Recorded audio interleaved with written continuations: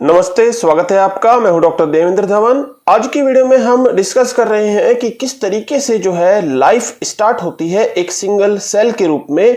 एक सेल से life start होती है और एक पूरा का पूरा जो है शिशु का जन्म होता है। तो एक सेल से स्टार्ट होने के बाद किस तरीके से पूरा का पूरा एम्ब्रियो बनता है, क्या क्या वहां पर जो मेजर जो इवेंट्स होते हैं और आखिर में शिशु का जन्म होता है, तो इन्हीं को जो है आज की वीडियो में हम डिस्कस करेंगे। तो सबसे पहले यहाँ पर जो बात स्टार्ट होती है वो फीमेल रिप्रोडक्टिव सिस्टम से है। यहाँ पर एक यूट्रस है, यूट्रस के साथ अटैच 2 फैलोपियन ट्यूब्स हैं और 2 ओवेरी होती हैं। ये जो ओवेरी हैं इनसे एस्ट्रोजन प्रोजेस्टेरोन हार्मोन जो है रिलीज होते हैं, जो कि फीमेल हार्मोन्स हैं। पिट्यूटरी ग्लैंड जो होती है ब्रेन में, मस्तिष्क में जो पिट्यूटरी ग्लैंड है, यहां से ल्यूटिनाइजिंग हार्मोन सीक्रेट होता है 14th डे पर काफी ज्यादा मात्रा में। और वो जो मासिक चक्र का 14th डे है उस समय पर फिर ओवुलेशन होता है।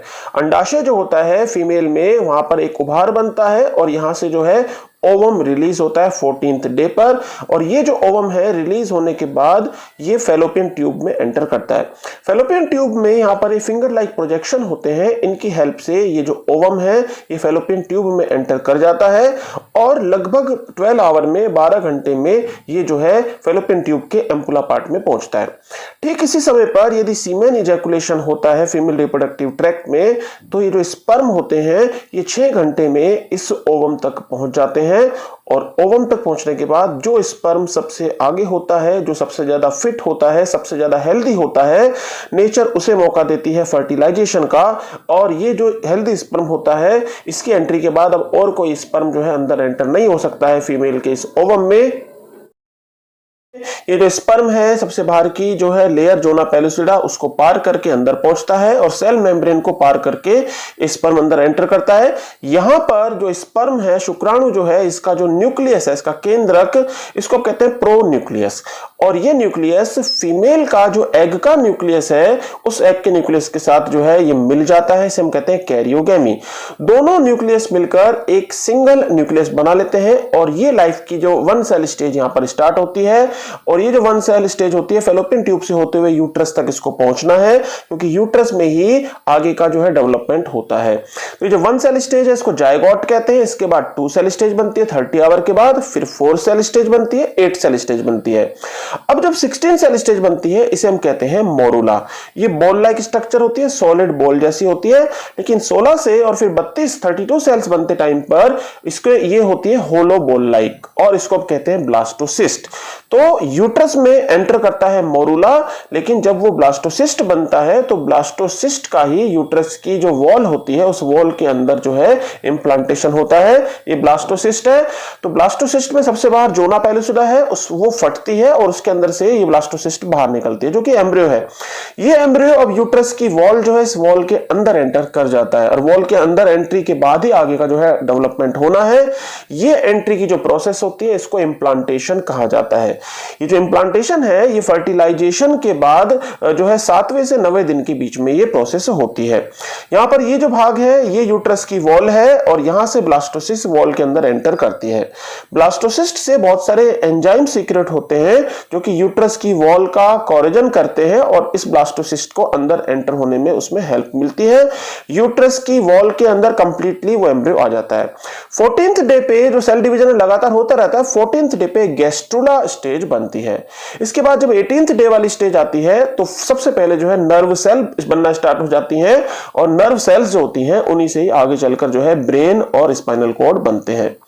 28th डे जो होता है 4th वीक, उस समय पर ये हार्ट जो है इनिशियल हार्ट बन चुका है, इसकी हार्ट बीट प्रारंभ हो जाती है। तो 1 महीना या हम कहें 4 वीक में हार्ट बीट स्टार्ट हो जाती है। इसके इस समय पर यॉक सैक वाली स्ट्रक्चर है, यहां पर ब्लड फॉर्मेशन हो रहा है। धीरे धीरे इस जो एम्ब्रियो के अंदर भी जो है ब्लड बनने लगेगा।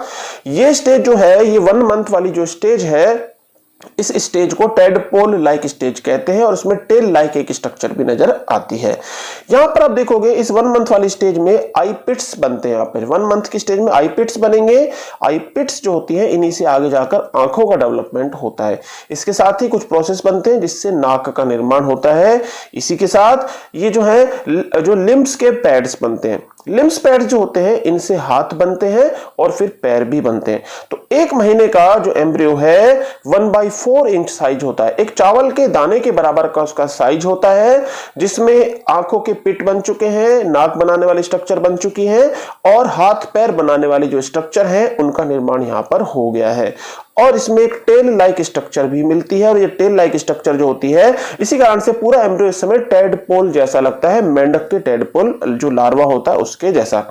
इस समय पर ये जो पूरा का पूरा एम्ब्रियो है यहां पर ये एक झिल्ली के अंदर एक एमनियोटिक सैक में कवर होता है, ये एमनियोटिक सैक में कवर होगा और मदर से ये जुड़ा होता है प्लेसेंटा के थ्रू। एक जो है अम्बिलिकल कॉर्ड होती है, नाभिनाल और प्लेसेंटा, उनके थ्रू मदर से न्यूट्रिशन मिलता रहता है। जब सेकंड मंथ स्टार्ट होता है तो आई पिट्स जो है इनकी आगे जब डेवलपमेंट होता है इनसे आईज का फॉर्मेशन होता है। इसी के साथ ये जो पैड्स थे, लिम्ब पैड्स, इनसे हाथों और पैरों का निर्माण होने लगता है, साथ के साथ फिंगर्स का डेवलपमेंट भी होने लगेगा। ये आप देखोगे फेस इस समय पर ह्यूमन लाइक नहीं लगता है, यहाँ पर देखो आईज है, आईज पर अभी आईलिड्स नहीं बनी है। इसी के साथ सेकंड मंथ में ये जो एक्सटर्नल ईयर है, बाहर के जो कान है वो भी प्रकट होने लगते हैं, अंदर के कान बन चुके हैं ऑलरेडी, बाहर के कान जो है प्रकट होने लगेंगे। ये जो आंखें हैं जो बन चुकी हैं अभी इन पर आईलिड्स नहीं है, लेकिन सेकंड मंथ कंप्लीट होते होते इन आंखों की जो है पलकों का निर्माण हो जाता है, आईलिड्स का निर्माण हो जाता है और ये आंखें फिर बंद हो जाती हैं और अगले कुछ महीने आंखें ये बंद ही रहेंगी। थर्ड मंथ जब स्टार्ट होता है उस समय पर जो है 1 इंच का जो ये एम्ब्रियो था, और एम्ब्रियो जो होता है इसको फिर अब फीटस कहते हैं हम। 8 वीक के बाद एम्ब्रियो को फीटस कहते हैं। थर्ड मंथ में जो ऑर्गन्स हैं, ऑर्गन सिस्टम से उनका डेवलपमेंट होता है, ब्रेन का डेवलपमेंट भी काफी तेजी से हो रहा है, लीवर बन चुका है, पेंक्रियाज बन चुका है, किडनीज बन चुकी हैं, यहां तक कि इस स्टेज में जो है यूरिन फॉर्मेशन भी स्टार्ट हो जाता है। ये जो फीटस है इस फीटस में इसी स्टेज में यूरिन फॉर्मेशन होने लगेगा और जल्दी ही यूरिनेट भी करने लगेगा।